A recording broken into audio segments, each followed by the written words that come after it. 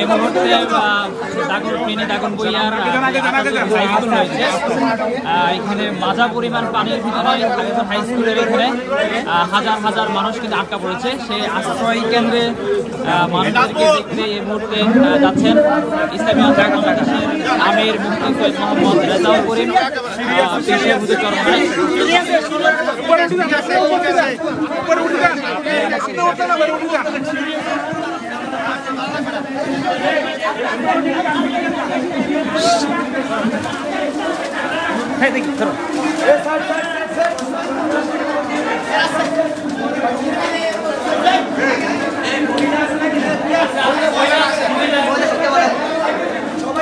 ইসলামী আন্দোলন বাংলাদেশের আমির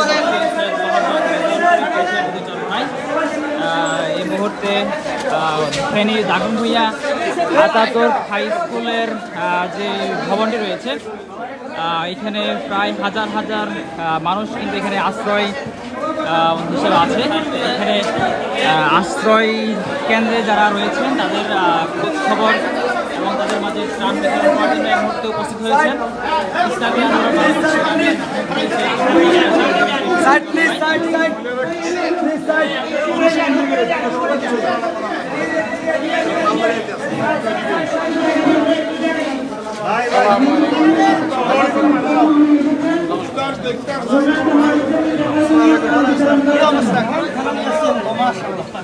আসলে ভালো আছেন, আল্লাহ কবুল করুক।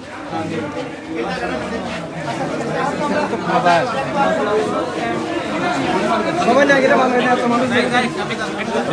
বান্দি রাখানো তো তাহলে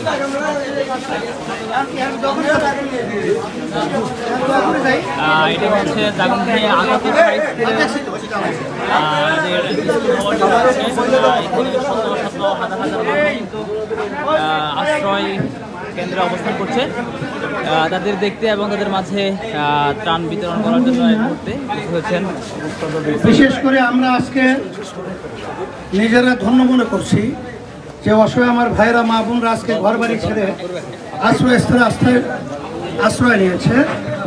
আজকে তাদের পাশে আমরা দাঁড়াতে পেরেছি, এই জন্য শুকরিয়া তার বলি আলহামদুলিল্লাহ।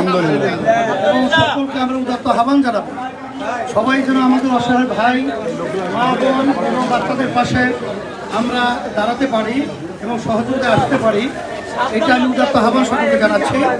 এবং এখানে আমি এসে আমাদের ভাইদের মা বোনদের দুর্দশা আমি দেখলাম। কোনো হৃদয়বান মানুষ এই অবস্থা দেখে তারা নিশ্চুপ থাকতে পারে না। সকলকে আমি উদাত্ত আহ্বান আবার জানাচ্ছি, সকলেই যেন আমরা এই অসহায় আমার ভাই আমাদের পাশে থাকতে পারি। আল্লাহ তৌফিক দান করুন। আল্লাহ যেন তাদেরকে সব দিকে হেফাজত করেন। আল্লাহুম্মা আমিন। রব্বানা আতিনা ফিদ দুনিয়া হাসানাহ ওয়া ফিল আখিরাতি হাসানাহ ওয়া কিনা আযাবান নার।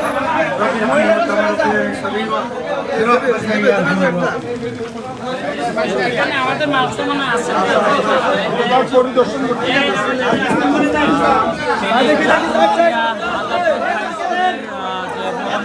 এখানে পানিবন্দী অবস্থায় হাজার হাজার মানুষ কিন্তু এখানে আশ্রয় কেন্দ্রে অবস্থান করছে।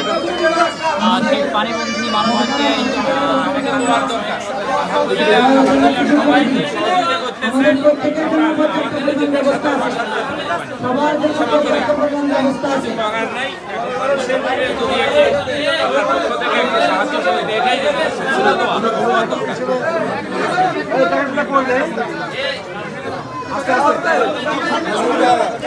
শোনেন ভাই, আপনাদের জন্য আলহামদুলিল্লাহ পর্যাপ্ত ব্যবস্থা আছে।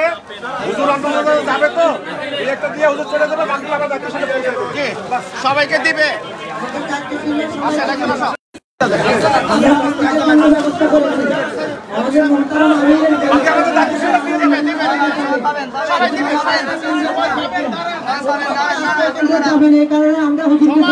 সবাই পাবেন।